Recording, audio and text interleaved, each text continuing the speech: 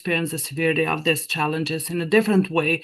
So those that are like part of the long-standing research institutions or the commodity groups, they might see the system as functioning reasonably well, but others that are like more in roles of the emerging value chains, they see more as a broken system. And I think it's okay that both perspectives exist, and that's a valid debate. But I think at this moment, what matters is that the evidence shows that really the system, as I said, can and should do better. And rather than framing this as a doom and gloom, I would really more frame this as less a matter of emergency, but more as a choice point for the Okay, system. thank you. And Darcy, you said that you were hesitant. What made you hesitate in your answer?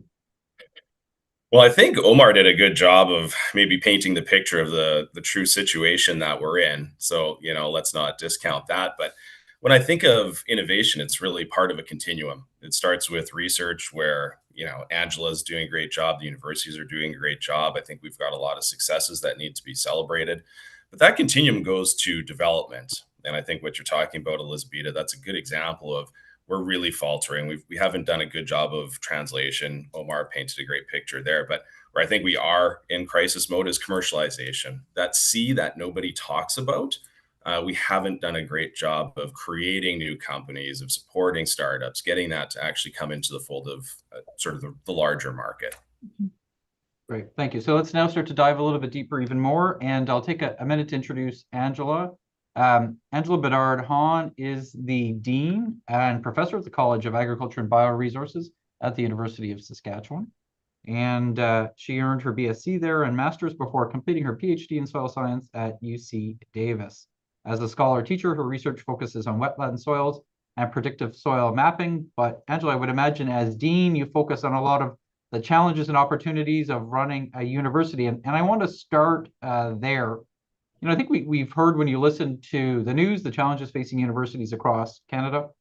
I was wondering if you could talk a little bit about what those challenges are, what they mean for the role that academia is going to play in the future, and how agriculture compares to other parts of the university. Okay. Yeah, so when we think about what's happening with universities writ large, certainly we hear a lot about the reductions in funding. And so we hear about reductions in funding at the provincial level. And so a lot of universities are being required to think about how they can contract or do more with less. That has been compounded in recent years with some of the changes in terms of how we can recruit international students, so with some of the caps.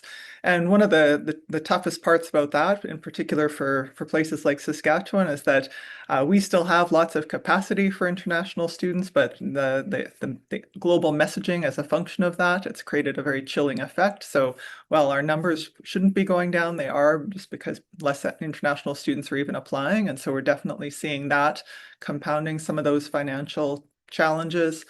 And then you add to that, that contraction. And one of the points that Elizabeth made, we've got most of our universities have aging infrastructure. And when we think about agriculture in particular, it tends to be a very infrastructure intensive space to do research in, right? It's not just a matter of going and sitting in our office and, thinking big thoughts. Most of the research that we're doing requires, significant land, field, laboratory resources, animal care facilities, and all of that is very expensive both to maintain and to run, especially if you want to be doing that at a level that is relevant to industry, not just even current with industry, but looking at where industry should be headed, looking ahead. So there's a lot of costs there, and there's not been as many opportunities as historically for ways to bolster that investment in those facilities.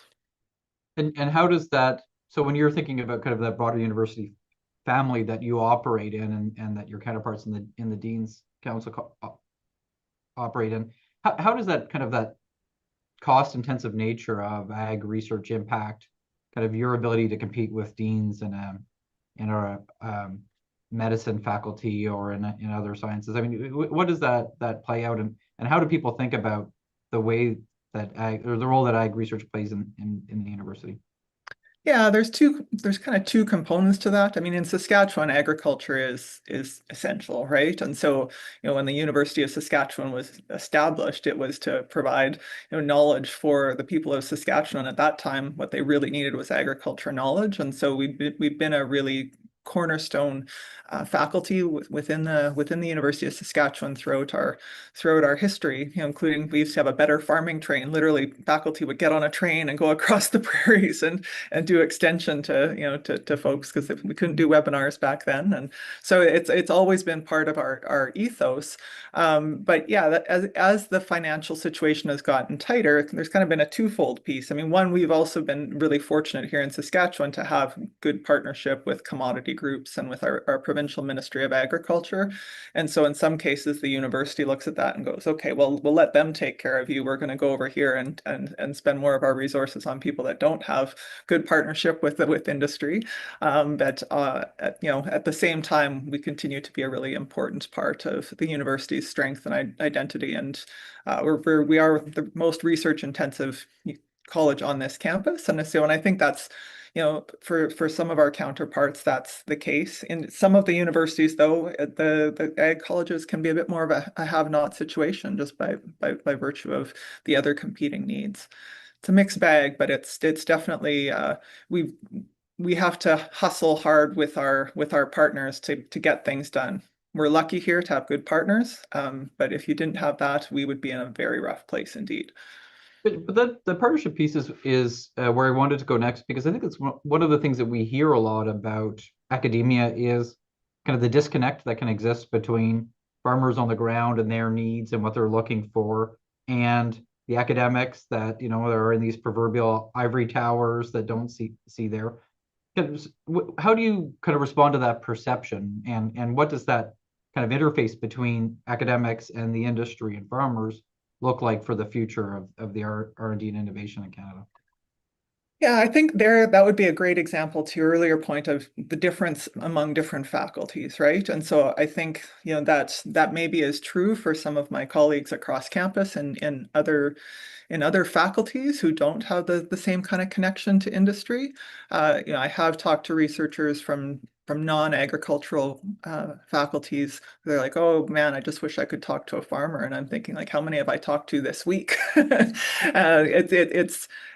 I always chuckle when I think about the ivory tower, because I'm pretty sure nobody's ivory tower smells like a researcher just walked back from the dairy barn. And my elevator usually smells like somebody's just come from doing an experiment in the dairy barn. So it's just the notion of that separation is I don't think as strong in a lot of the faculties of agriculture.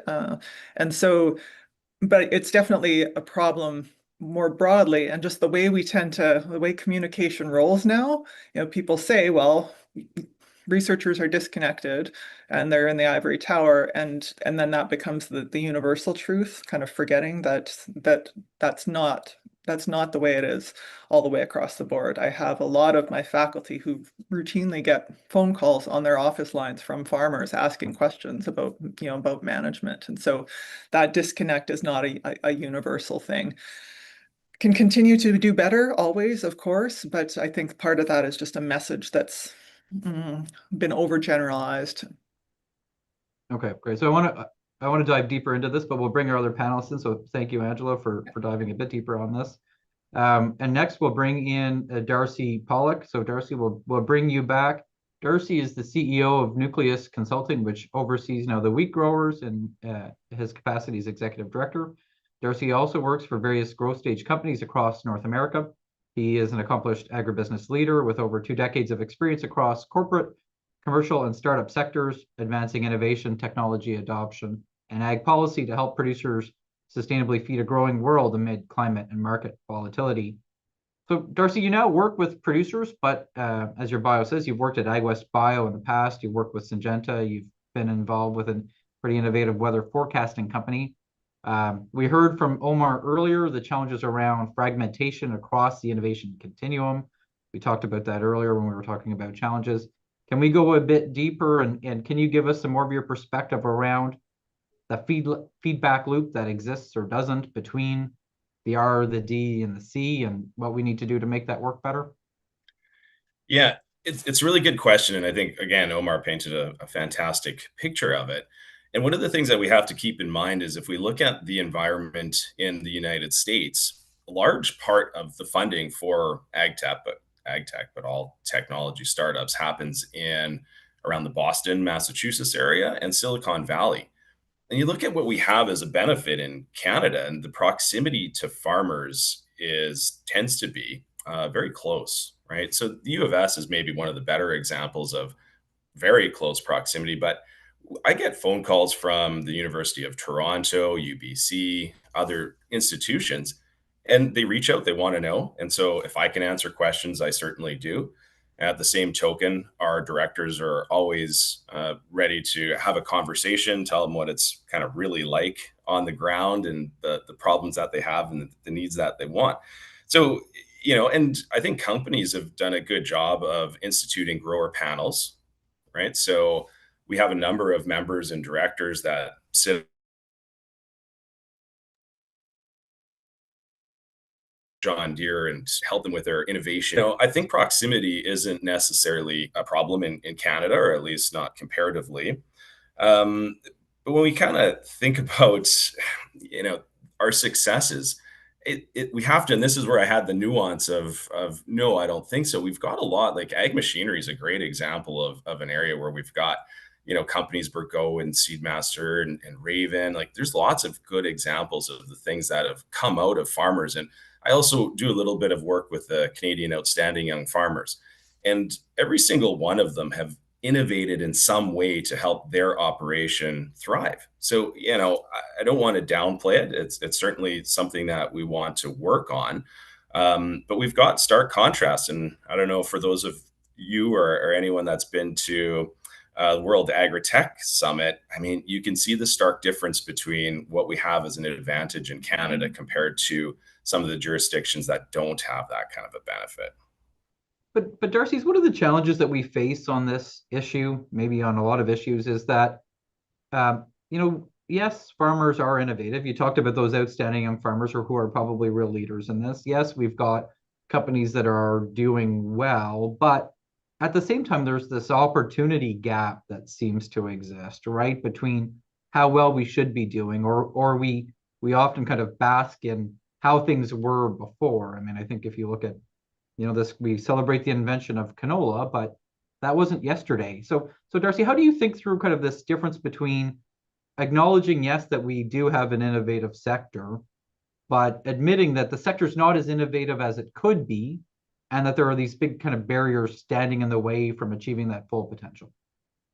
So you're absolutely right. And I only just talked about one of the many ingredients that it takes to be successful when it comes to realizing the benefits of innovation. And one of the places that I definitely think that we falter is around what my friend Shane Thomas, and he talks about this in Upstream Ag, is the difference between finite and infinite games. Okay. And so the real crux behind that is we've been struggling to create companies, and the thing about those companies is that when they're successful or maybe they have an exit, is you have a tendency for that founder and that CEO to come back into the fold and provide angel investment and provide the know-how of scaling and finding venture capital and having a network to tie into. I would say that we're pretty severely lacking in that regard, and it's unfortunate. And you nailed the last one before you came on, talking about where's the national strategy. Where's that leadership that helps everybody kind of come together, provide that prioritization, and then the funding and everything else comes with it. But sometimes we do need that encouragement, and I couldn't agree with you more that that's been one of the missing pieces as well. And so, Darcy, you've worked with kind of small, medium, and large multinational companies over the years now. I'm curious just to kind of what's your experience around kind of what are the similarities and what are the differences between innovation and kind of in a small business in Saskatoon that you're working with at AgWest Bio versus at Syngenta as a large multinational corporation? What's the same and what's different? You know, it's easy to say that there'd be maybe big differences because you might think about size as probably the predominant factor that might make it easier or harder. But I think one of the stats that really stuck out to me as I was kind of searching for it's the rationale is we rank 35th out of 38th for regulatory burden in OECD countries. Like that is a monstrous number. And we've seen it in practice, the effects that it's had. And this is an example that's been, well talked about over the last little while is Vive crop protection, taking 7 years for a technology that came out of the University of Guelph, so made in Canada, taking 7 years in Canadian regulatory process to get through versus 2 in the United States. So of course they go there, they commercialize there, they get their experience there, they hire the people there, they build and continue to innovate there. And I think it's a good example of, and I don't want to chastise anybody. It's not like the regulators don't keep us safe, but they're sort of creating a fair bit of blockade. The other part of it that's it's the same, just different scale is certainly the dollars. So when you're in a multinational company, you have to compete with all the different countries and you have to compete with all the different crops in order for your solution or your new innovation to be funded. And it's a global game. And so they might be talking about the hundreds of millions of dollars. Whereas if you're a startup, it might be the fives or the tens of millions of dollars. And so this is another place where we've got a pretty stark contrast between Canada and the United States, where sort of that liquidity or it's more easily available to go from an idea to $10 million. Whereas in Canada, you go through IRAP and you go through all the different programs and they sprinkle just small amounts of money in order for you to continue to kind of reach that next hurdle. Whereas it's quite a bit of a different approach in the United States. So it's something that I think we need to improve on as well. Great. Thank you, Darcy. And I think we'll come back to that comment about regulatory burden later. And I'm appearing before the Agriculture Committee with Vive later this afternoon. So we'll be some good food for thought. So I'd like to bring in our last panelist. That is Elizabeta Lika. We're quite pleased to have Elizabeta on our webinar this afternoon. Elizabeta is a research associate here at CAPI.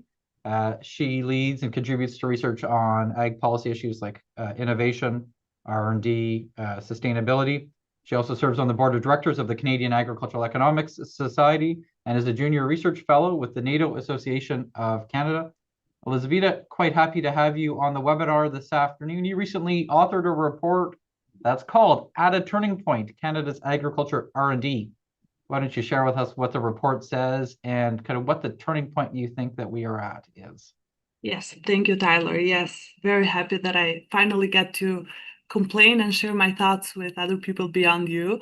I feel like I've talked a lot about R&D to myself. So this report really starts with a simple but very important premise that meaningful progress really cannot begin without having an honest picture of where the ag R&D system begins. And before proposing fixes and solutions, we thought that the sector will really benefit from a shared understanding of where the challenges are and from a clarity whether this current approach still fits the future of today, but most importantly, the needs and emerging priorities of tomorrow. So the report really seeks to make the stakeholders and the audience reflect on several key questions, such as, are the problems well understood?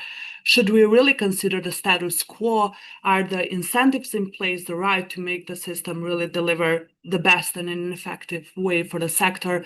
How should the geopolitical realities, the current fiscal reality environment that we live in shape the path as we move forward? So as Darcy and you mentioned, yes, we acknowledged in the report all the successes of the ag R&D system, the canola rise, the dairy productivity, the decades of crop innovation, but at the same time, it's very important, and that's what the report tends to do.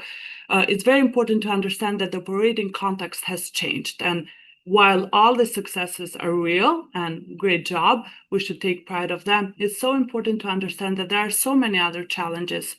As I don't want to repeat all of them, but we have this weak research to farm pathways. We have this lack of coordination, duplicating mandates, that really make all these structural pillars of the system really be shaky.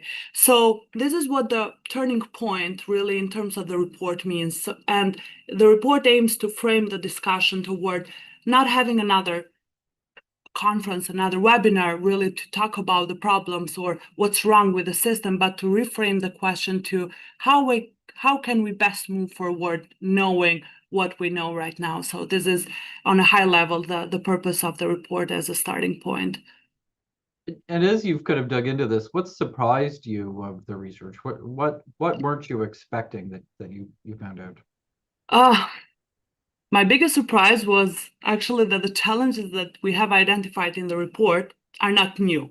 So the more I dived into the research process, I realized that the challenges that we were talking about, that I was identifying, they were like the fragmentation, which is one of the biggest challenges of the system highlighted across different evidence. Those were maybe in isolation, but they were highlighted in different audit reports and different evaluations and different assessments. And what surprised me was not that we found them again, that is great, but was that despite that unfortunately consistent pattern of evidence and challenges, the conversation seems to not move past beyond acknowledging these challenges. And I mean, despite my idealistic hope and willingness for the system to move forward, I understand that structural changes are difficult and it takes a lot of shared ownership, a lot of long-term commitment. It takes a lot of difficult choices about changing the leadership and changing roles. But this was striking that there are the challenges are clear, and we like it or not, even stakeholders are aware of them in different capacity, but the conversation tends to end there. And this is how I see our initiative, and this as a moment that hopefully will make that difference, will keep the conversation going and moving so that, as I said, we reframe the question from what's wrong and we're not unlucky to how we can do better and move forward. And I think, Elizabeth, that was one of my surprises, was how much awareness or agreement there seemed to be that we had structural issues. And so the report that we put out reflects that, I suppose, a report that will be coming out soon reflects some survey work that you did where respondents pretty clearly communicated that they agree that structural change is needed. And I'm just curious as to your thoughts around the role of government in that change. And I think often we have this issue with kind of where does government play on the innovation continuum, recognizing that it should be different. You're talking about basic R&D or you're talking about commercialization. But when it comes to this broader leadership issue, where do you think government should be playing?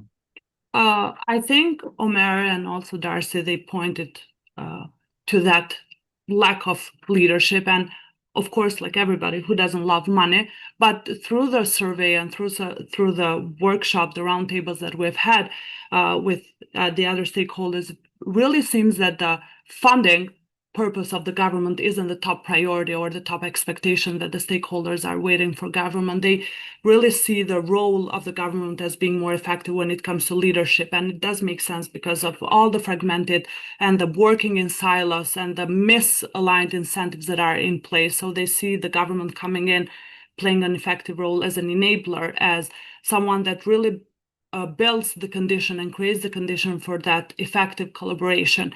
And of course, there is a role for the government to fund that high-risk, long-term science, also to really make possible that the public good research capacity is out there, the one that the private market maybe cannot sustain. But most importantly is that leadership and really setting those directions and then bringing everyone else along on board with clear regulatory, with that speed to meet the needs. And like the Netherlands example that Omer provided, or the Australia example, how the government really goes in and co-funds the early stage high-risk partnerships, really creates that environment and changes that philosophy that the government is sitting back and waiting for directions and then just providing the money. Right, and I think that's something where I think often there's a perception that when government wants to lead, it means government has to dictate or say, and I don't think that's what you're saying, right? It's not about government should tell everyone what the research agenda is, but government needs to be able to more clearly communicate what role it will play in that ecosystem and how it will move things forward. And And Elizabeth, as we bring Angela and Darcy back in, I'll start with you on kind of this next group discussion. And I think ultimately, if you're talking about is the system in a crisis, there's, I think, a premise there that you will know what the system needs to be doing and whether or not it's doing it or not. And so Elizabeth, what do you think? How should we be measuring success in the ag innovation system in Canada? So the way that the incentives and the system is structured right now, it seems that it's incentivizing or measuring success in terms of the activity, the number of patents, the number of research publications, which they all are important and they have their own role. But what I saw across the survey responses is that really stakeholders more and more, they want measurable outcomes. If at the end of the day, if the innovation is not, it's not used, what's the worth, what's the benefit of it? So the success of the R&D system is seen more as productivity, as technology adoption, as environmental performance. So more there's measurable outcomes. And of course, again, there are nuances, there are disagreements, but I think that waiting for perfect and really uniform agreement, let's choose one success measure, that might kill the momentum. And I think we should come to a point that be comfortable with what we have. And if users of it are saying that we want technology adoption as one of the measures and one of the successes, I think that should be enough to move forward, good enough to move forward. So Angela, what are your thoughts on how we should be measuring success and innovation?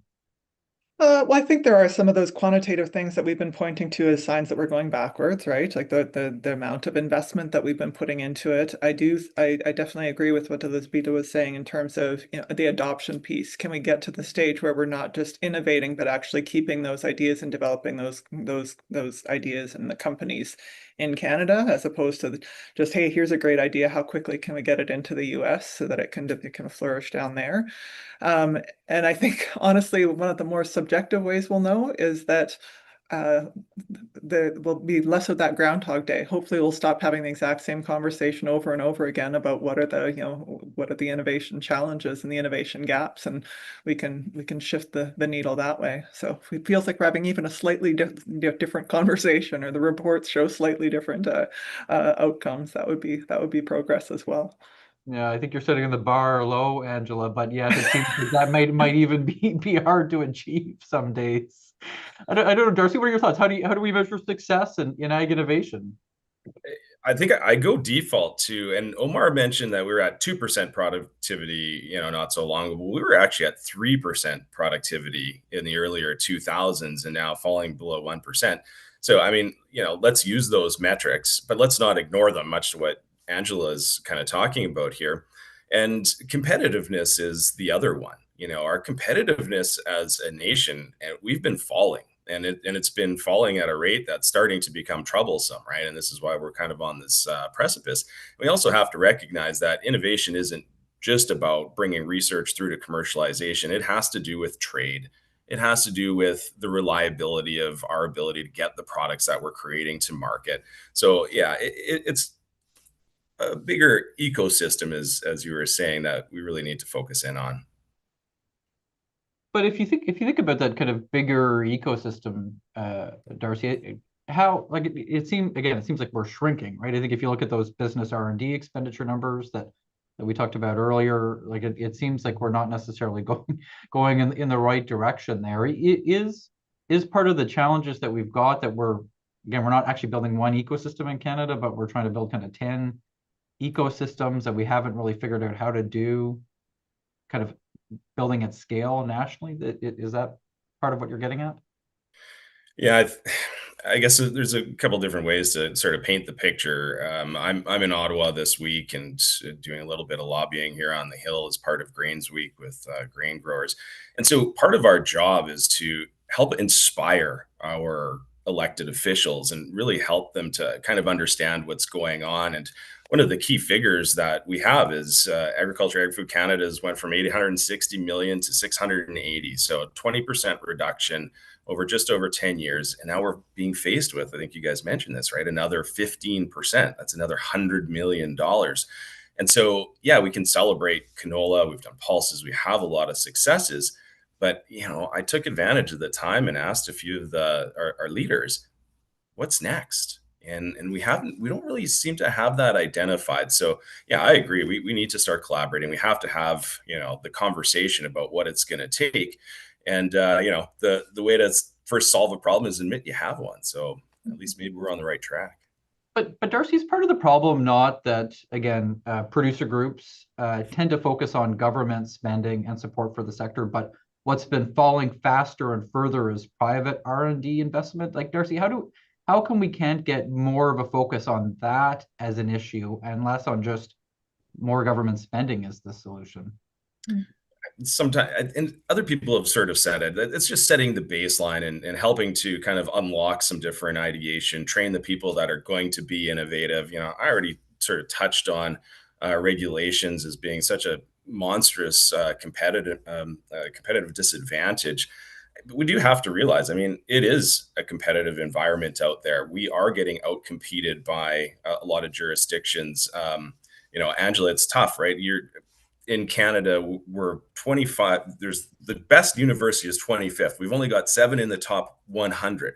The US has 10 out of the top 20, right? So yeah, it is about funding, but I mean, we have to be able to generate the expertise and we have to be able to encourage it and have intellectual property tools that incentivize it. So, I don't want to reiterate all the things that Omar said, but I mean, he nailed it on a lot of fronts.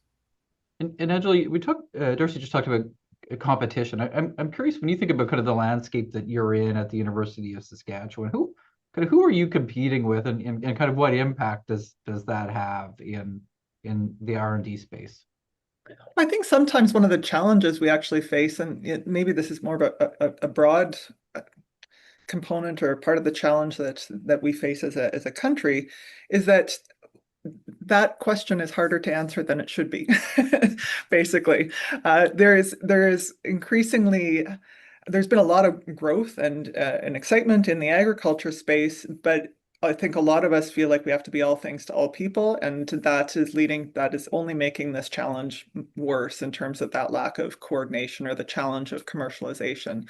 Because, at one point it was relatively clear, like, this is what NRC does, this is what Ag Canada does, this is what universities do, this is what, the colleges or tech schools do.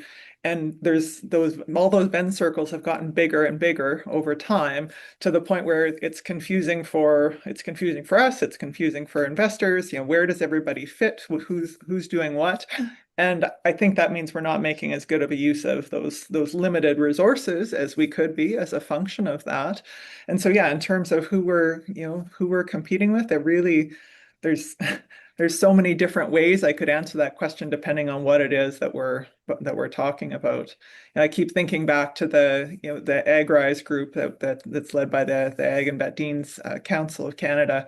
And one of the key findings coming out of the Agri-Food report that we did last year was that innovation is strong, but coordination and commercialization are weak. So it's not that we're not doing the work, but it's just the system is almost crowded or cluttered, and it's not sure, what's this institute supposed to be doing versus that government organization versus that NGO versus this university or that university.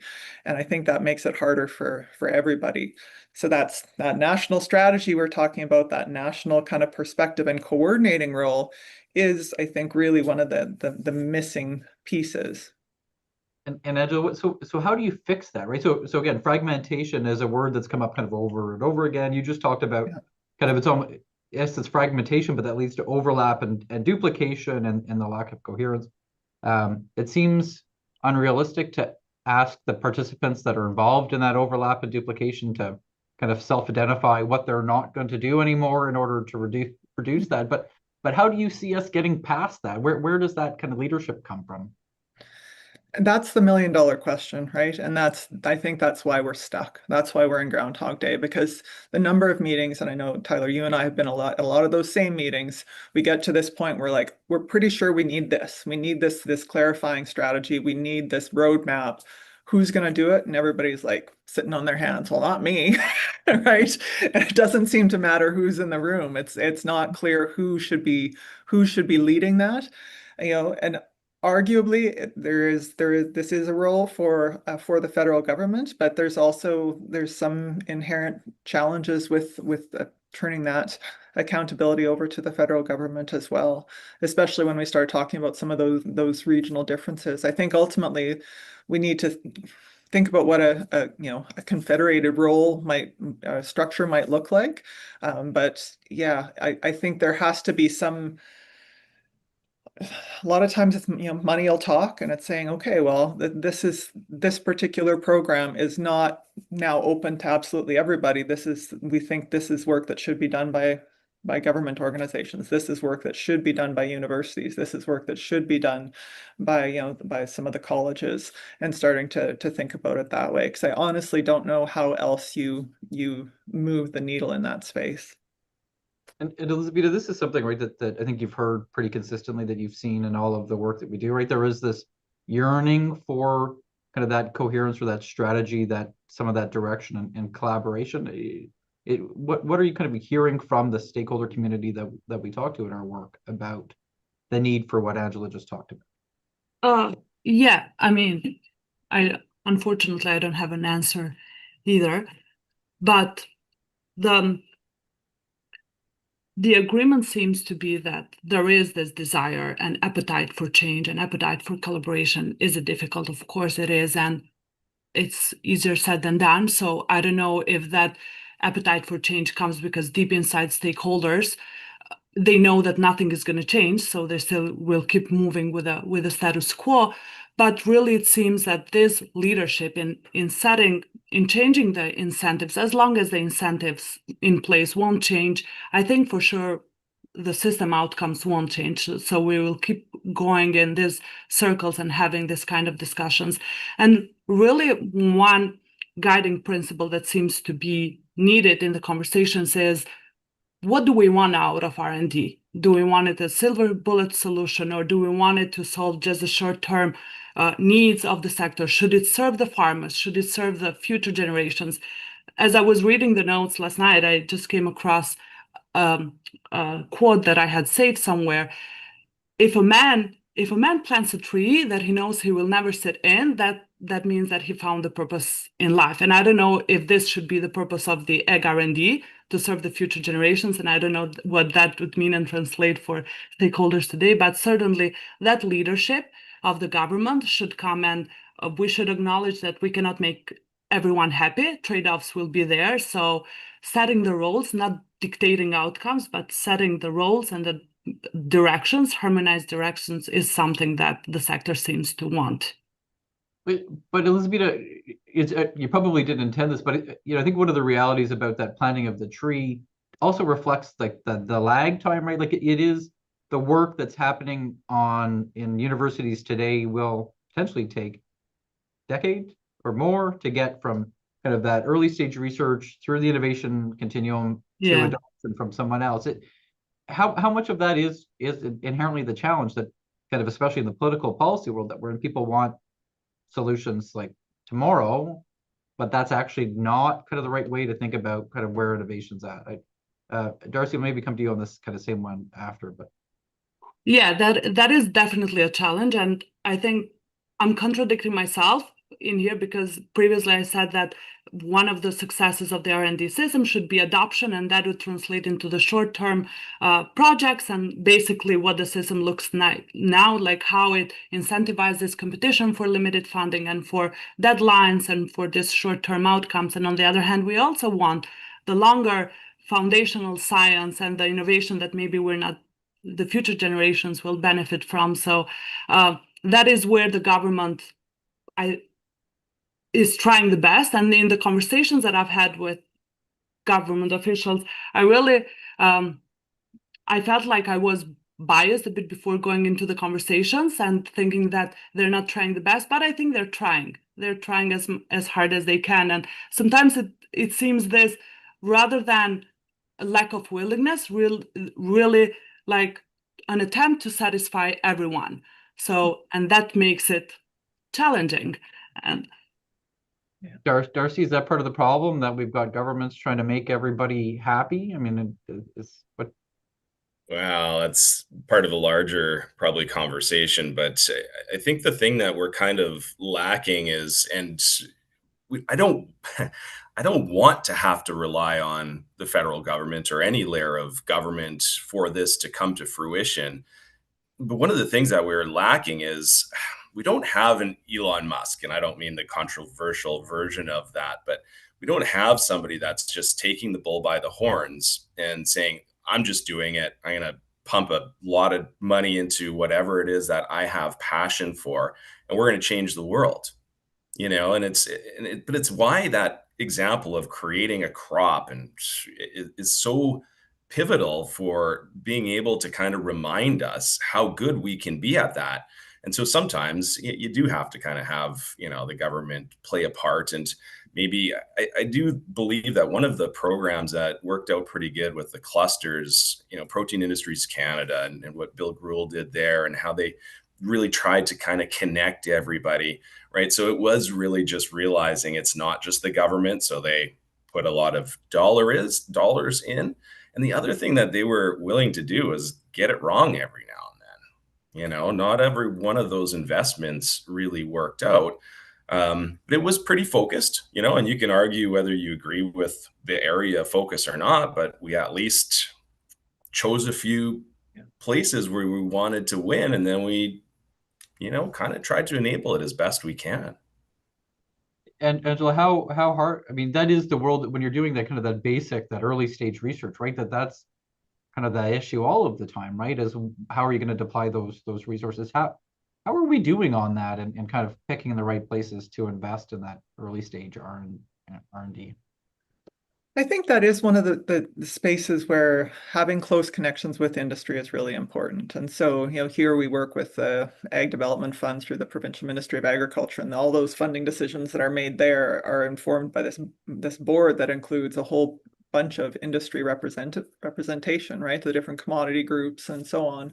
And so those folks sit around the table and they go, okay, where are we going to invest in this? And if it's not going to make a difference for agriculture, we're not going to invest in it, right? And so it really drives in that space. But I think like one of the points that Darcy made that I wanted to double down on is just that risk, that willingness to, within the funding space, there needs to be that willingness to try some things and know that not everything's going to work out. And that's a challenging space when we're already, in an industry with such tight margins, and and it takes so much longer for new innovations to be truly field tested. And then we've got, even if you're trying to field test something, is it going to work the same in this part of the prairies versus that part of the prairies versus Ontario, or in 2021 versus 2025, right? Like there's so many variables that make this so much trickier. And so, when we're thinking about how we design things, certainly in our research programs, we're like, okay, here's this element where we try and pare away as much of the variables as we can to take away that noise. But it's part of why it takes so long, is that there's all these other variables before something can be meaningfully deployed at scale. And even then, what works well in the prairies is not necessarily going to work well in BC or Ontario. And I think one of the challenges that we've got in Canada today, and I think to a certain extent in ag innovation around the world, is that we don't have that same, like there is a need for those public dollars to do some of the kind of the early stage riskier work. And I think sometimes we don't appreciate the role that, especially in the United States, and the defense, what is it, DARPA, the Defense Advanced Research Production Agency, has taken public dollars and invested in early stage work, really innovative, cutting edge stuff that the private sector is not investing in, and that's got us the internet, among other things. I'm curious, is Darcy, maybe go to you on this. How do we kind of again understand how do we innovate within the innovation system so that we can create kind of new tools for government, private sector, others to get better outcomes, better results? How do we kind of create more of a space to do things differently? Omar talked a little bit about network, right? And creating that connectivity between all the different groups. And, the goal is never groupthink. It's really to be able to challenge each other. And I would say that sometimes we're a little too nice in Canada, the Canada nice adage maybe dissuades us from challenging each other's to the extent where we can actually really truly get some breakthroughs and kind of argue about what the future ought to be and really be audacious. I don't see those big, hairy, audacious goals coming to the forefront and saying, how are we going to tackle it? And if we do a better job of, I'm not advocating for anybody, but there's a number of different institutions or organizations. Most provinces have them. Saskatchewan Ag West Bio, there's Bio Alberta, Bio Enterprise, Emily. I try to get most of them, Mars. But the point is, we've got those, but if you keep in mind, they're all kind of provincial. And so the other kind of thing that we really have to jump over our own kind of hurdle is, those provincial barriers of, we talk about, I forget the government is trying to break down the interprovincial trade. Well, we kind of have interprovincial competition problem as well. So the more that we can network, the more that we can communicate and challenge each other to tackle big problems, I think the better off we'll be. And Elizabeth, one of the questions that's come on from the audience speaks to that network issue, and they talk. Question is have we looked at kind of insights from the energy sector based on how they created those national coordinating roles? And so they use a couple of examples of Clean Resource Innovation Network, for example, as something that the energy sector has done. Have we started to look at that, and where do you kind of think that plays around the need to kind of create these networks, and what lessons can we learn? So at the point where the R&D initiative is at this moment, we really haven't started to look at the other sectors, but as we try to work on a draft framework that the Agri-Rise working group has developed on how to really create that 21st century system, R&D system, I think going to other examples, to the energy sector or also to other countries, I think is very helpful. And because the challenges that we identified in the ag R&D and the ag sector are not unique to the sector, that means that really we shouldn't try to reinvent the science. So looking at the other examples, if we have domestically other successful examples, why not to look and adapt them? But at this point, we're really trying to build that momentum to acknowledge the challenges and to really decide if we should move forward or maybe there is no problem out there. So we should let the things keep going as they are. Angela, universities often come up as a bit of an example of this kind of challenge of provincial silos, and again we talk about fragmentation and duplication, and it's a flippant answer or flippant question maybe, but how come we need a kind of a research dairy barn in every province in this country? How do we fix that problem? I think one of the things that we talk about at the Ag and Vet Dean's table, with respect to that question, is remembering that universities do have two roles as well. So there's the research and the teaching piece. And so, for example, our dairy barn, yes, we do research in it, but it's also where we do teaching. And so, are we going to, when it's time for that field trip, right? Or there we go, our students get the opportunity of going and working in the dairy and doing that hands-on training as part of their, not just as graduate students, but also as part of their undergraduate training. Same thing with really any of our animal facilities. And so there's that piece. It's remembering that most of our units are research and teaching units. And so that's part of what we're looking for there. And then otherwise, there are some regional differences, honestly, even in some of those spaces in terms of having the norms of practice, and those relationships. Our dairy guys are saying, yeah, we really do want to know how we could do better in Saskatchewan. It's not, we don't have the same kind of, we don't grow the same kind of crops. We don't do things exactly the same as they do in Quebec. So, how can we make sure that our needs, our research needs and our research questions are being answered? And from their perspective, it's important to have their own local dairy barn. But yeah, that's definitely a debate that we've had time and again, and figuring out what are the things that need to be, if we have that, are there spaces where we can specialize as well? We're having that conversation right now in the laying hen space. Manitoba just built a new laying hen barn. We're looking at one. How can we make sure that ours has, what features can help us, answer questions that maybe they can't at University of Manitoba, while still allowing for those common elements as well. Calvin, laying hens is a good time to bring you back in. You're a chicken guy, but Calvin, what are your thoughts and what are your questions for the panelists? I guess one issue I see, and I know this discussion is about shaping an overall ecosystem, kind of from an overarching policy perspective. But if I put my farmer hat on, I think a lot of R&D and innovation happens in farmers' shops and happens in small businesses, maybe not necessarily measured. And I think often the success stories are where there's coordination between things that happen on university campuses together with that kind of that real world application. And I know uh, we are seeing more examples of smart farms, and Darcy alluded to a list of some of the organizations that are working on practical implementation and kind of making that connection at the farm level.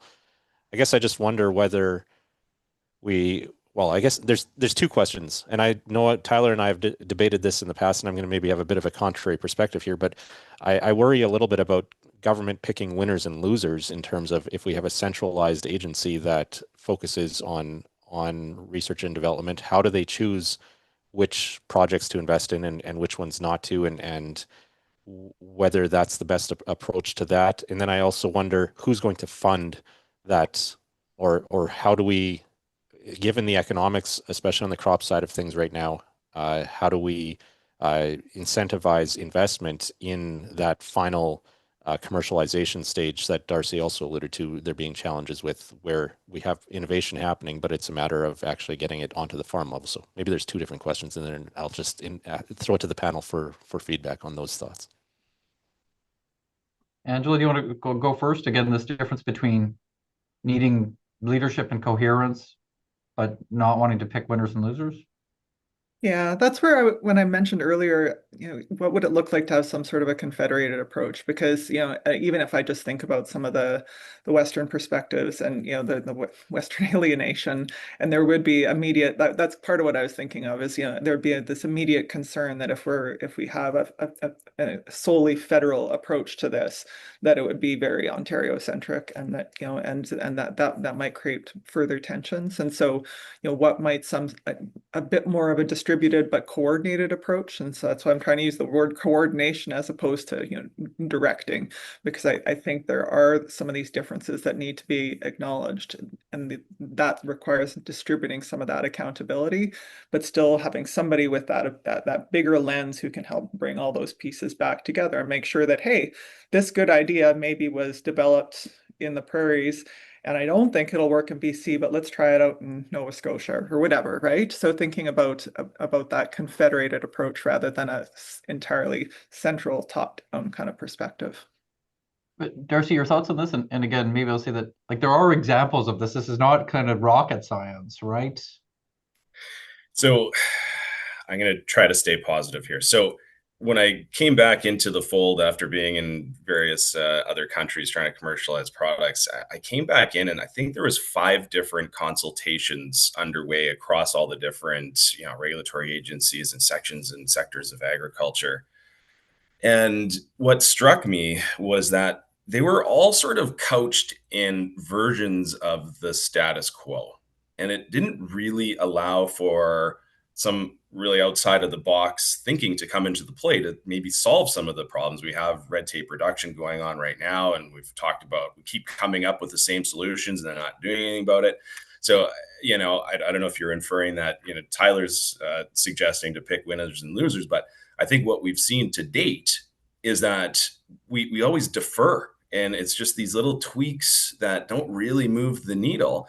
And in a competitive world, if we're not being aggressive about really trying to figure out what that outcome is that we want to achieve and actually putting some like hard numbers on it, you want more companies, maybe you want 20% less burden, like whatever it is, we haven't done that. And I think that's been a big falling point for Canada. So when it comes to picking winners and losers, I don't know exactly who should do that. I think that's a tricky question, but at some point we've got to do it, and we got to get there. And I think that having enough options in play by putting a little mandate in front of any kind of those consultations and asking people questions, that might really help to get us there. And before we go to Elizabeth on this, I'll just say Kelvin often has been known to put some words in my mouth, and I may just say very loudly and clearly, I don't think government needs to pick winners and losers, but inherently we do pick winners and losers, right? There's only so much money to go around. There's only so many things that we need to do, so that there are choices that need to be made. And to Angela's point around what is that confederated model that allows us to do that? A more thoughtful, coherent way to choices should get some better outcomes at the end of the day. Elizabeth, your thoughts on this, and then we'll do a wrap-up question, and then we'll come back to Kelvin after. Yeah, I completely agree with Professor Angela when she refers to that coordinated approach and that one stakeholder shouldn't and cannot do it all in an effective way, and how we need this regional adaptation and everything else. And when I refer to the government leadership, I refer more as creating that transparent governments and those predictable funding out like deadlines and horizons, or the regulatory space that really is not that strong that it impedes this improvement and moving forward. And really, as you said, Tyler, eventually I think that there will be funders and losers, but those, rather than picking them up front, recall an example from the meat trade regulatory compliance and the interprovincial trade barriers, when during COVID there was this experimentation of the government to really remove the barriers between Ontario and Quebec, if I'm not mistaken. And really, at the end of the day, not a lot changed for the businesses. Maybe those that were like close to Quebec's border, they benefited from it, but on a daily basis, businesses continue to like do the work the same and target the same customers as they were doing. So this is what I really mean when I say that that's shared purpose coming from the leadership from Ottawa in a coordinated approach, but also trying not to satisfy everybody, will really help reveal those funders that will benefit the system in a more sustainable way. And so, Kelvin, before we go back to you for some concluding thoughts, I've got one question to our panelists. If there was one thing you could change in order to make sure that we avert an ag innovation crisis in Canada, what's the one thing you would change? And Angela, we'll go to you first. I would like to see that agri-food is a clear and consistent priority of our federal government, and not an afterthought. Okay. Thank you, Darcy. What's your one thing? I'd like us to take big bets on big science, solve big problems. Okay. And Elizabeth, one thing from you? Change incentives that are in place. Great. Thank you to our panelists for each sticking with one thing. That doesn't always work as well when we get to the end of a webinar. Thank you also for taking the time to join us today. Kelvin, let's go to you for some concluding. Well, again, maybe thank you, Elizabeth. Thank you, Angela. Thank you, Darcy, for being with us. And again, over to you, Kelvin, now for some concluding thoughts. Yeah, I think our panelists and our opening speaker, I think, have covered this well. And I'm not sure that like this whole discussion, this is what these webinars are about discussing different perspectives and trying to work towards solutions and improving our agricultural community, our industry, and the contribution we make to the Canadian economy. So I think some great points made here, including it sounds like there's some consensus around this idea of having some more collaboration or coordinated approach as to who will lead that. I think that's one of the big questions in terms of next steps. But yeah, lots to think about when it comes to R&D. And again, there's different angles that we could touch on here, whether we're talking geopolitics or economics at the farm level right now. I think those are more headwinds right now, but necessity is the mother of invention as well. So that's where maybe there's opportunity for things to bloom if we're in a heading into a period where return on investment and things like that are really important at the farm level when it comes to innovation. So yeah, lots of different moving parts here, Tyler, and it's a good discussion. And I worry, Kelvin, that the problem is we're only going to actually change how we work. Even though we may all agree that we need to change, we may only actually change once we're full on in that crisis. And hopefully, again, we can start to try and build some momentum towards let's change proactively before things get worse. That's what that takes leadership. And right now a lot of people are comfortable, and that's where the status quo has inertia, and you need leadership to avoid getting into that full-fledged crisis to bring it back to that question. Yes, and I would like to thank everybody for joining us. This ended up being, I think, our first YouTube live stream. We ran into some technical issues, and I'd like to thank the CAPI team for working to address those. And for those people that joined us on YouTube to watch it live, for evolving and innovating with us on the fly as we did. This will be available on YouTube for everyone else, and we do encourage you to share it. And stay tuned for the next webinar in our ongoing series in partnership with Real Agriculture. Thank you very much for joining us today. Have a great day.